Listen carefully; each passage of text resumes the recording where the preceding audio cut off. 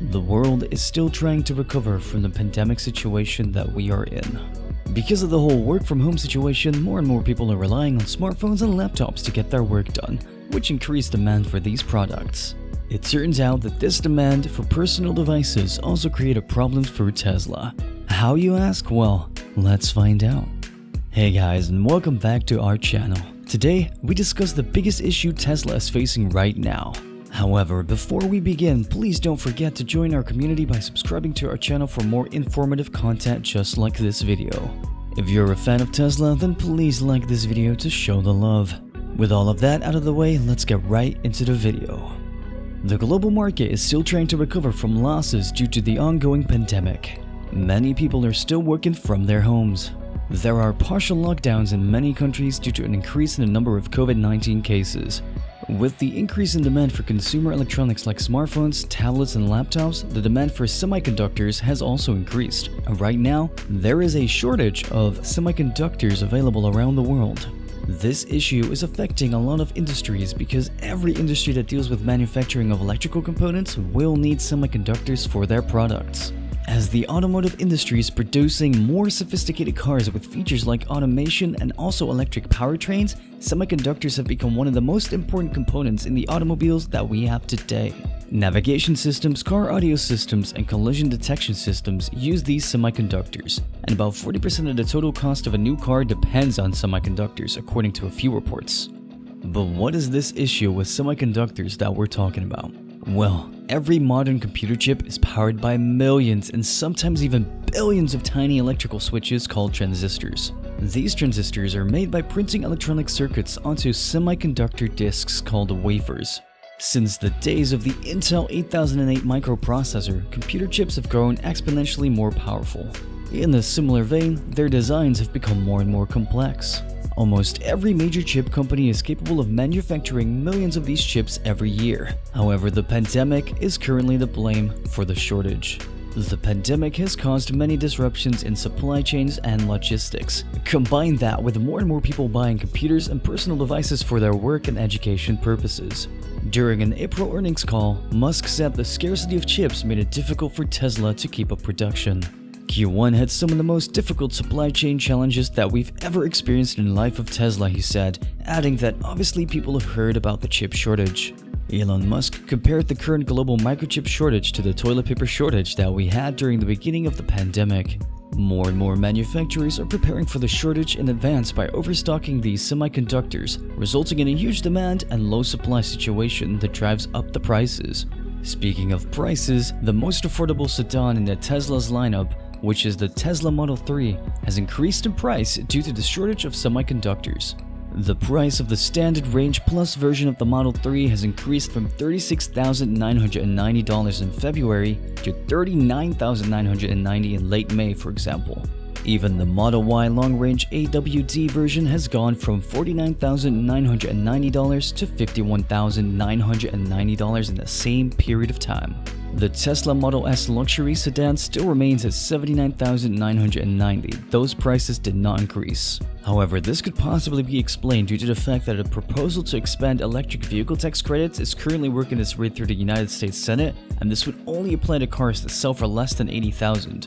Price hikes on the less expensive cars would be absorbed by the new credit, but buyers of luxury models would have no such cushion, so it looks like Musk may be playing it safe here.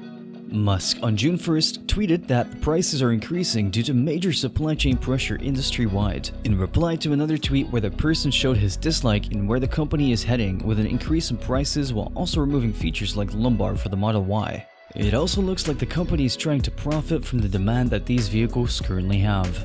Tesla has also updated its prices almost half a dozen times since February this year. Tesla's sales, however, have not been impacted that much, despite that in February they briefly stopped production of the Model 3 at its car assembly plant in California. But even then, the company delivered a total of 184,800 cars during the first quarter of this year. And of that number, 182,780 vehicles were Model 3s and Model Ys. This is mainly because of the demand for Model 3s and Model Ys in China, according to a report by Tesla. Tesla, being the most computerized modern vehicle company, is still trying its best to handle the situation better than other companies that we have today. Quote, In Q1, we were able to navigate through global chip supply shortage issues in part by pivoting extremely quickly to new microcontrollers while simultaneously developing firmware for new chips made by new suppliers." End quote. The company is also trying to secure more chips by paying for them in advance. We also have reports suggesting that the company is planning to buy a chip factory as well. The electric car maker is planning to secure a chip supply with industry operators located in South Korea, Taiwan, and even the United States. This is because Tesla's products require the most advanced mass production chips, and these are only produced mainly in Taiwan and South Korea. That being said, Tesla is not the only company that got affected by this semiconductor shortage.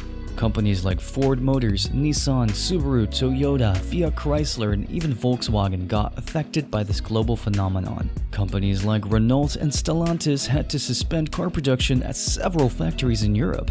The lack of chips has also forced automakers to prioritize the production of higher-priced models in their lineups. In Texas, Toyota limited its production of their very famous Tundra. Their Japanese rival Nissan was forced to lower its production as well. But when you look at Volkswagen, that company was already producing cars at a much lesser rate since December 2020 onwards. Ford is limiting production on their Escape, and Lincoln Corsair and Fiat Chrysler have already suspended production at plants in Ontario and Mexico. Car companies will be losing $14 billion in the first quarter and about $61 billion in total by the end of the year 2021. Pat Gelsinger, CEO of Intel, has told a virtual session of the Computex trade show in Taipei that the work and study from home trend during the COVID-19 pandemic had led to a cycle of explosive growth in semiconductors that has placed enormous strain on global supply chains. But while the industry has taken steps to address near-term constraints, it could still take a couple of years for the ecosystem to address shortages of foundry capacity, substrates, and components. That being said, some contract chip makers also started taking orders from large-scale customers where they can secure a certain order at predetermined prices. However, such a practice will make it difficult for smaller companies to acquire these chips for their own manufacturing needs.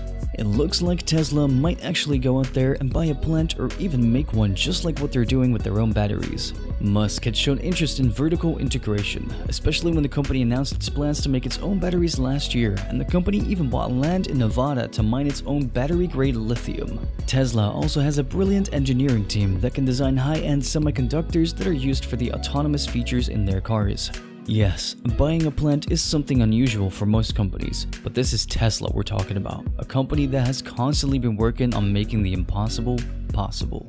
To sum things up, with the ongoing shortage in semiconductors, the prices of vehicles and consumer electronics will see a rise in price this year. Tesla's cars being the most advanced ones in the industry, with so many features and an electric powertrain, means that Tesla will likely be the most affected company by this shortage. The shortage has also made companies realize how much they depend on Taiwan and South Korea for these chips, which means it's time to produce these to meet the requirements locally. Both Trump and Biden administrations focused on rebuilding the US supply chain to avoid shortages for items like semiconductors. The enormous prices of acquiring a semiconductor plant might turn away Tesla from actually buying one, but who knows? Only time will tell.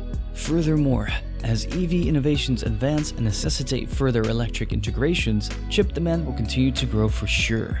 For automakers especially, semiconductor chips are responsible for the function of vital components within the vehicle. This means everything from safety sensors to brake systems to driver assistance technology. But in the case of Tesla, the company has constantly been proving to be different from other legacy auto manufacturers. With all the plans Tesla have right now, the measures taken by the company will help them bypass the shortages that other companies now have to face. And with having said that, we have come to the end of our video. Will this current semiconductor shortage last for years, or do you think it's fleeting? How do you expect Tesla to handle a situation like this? Please share your thoughts in the comments section down below. Like our video if you think the industry will recover from this soon. And please don't forget to subscribe to the channel for more videos just like this one. Don't forget to click the bell notification to be notified as soon as we upload a new video, and catch you all next time.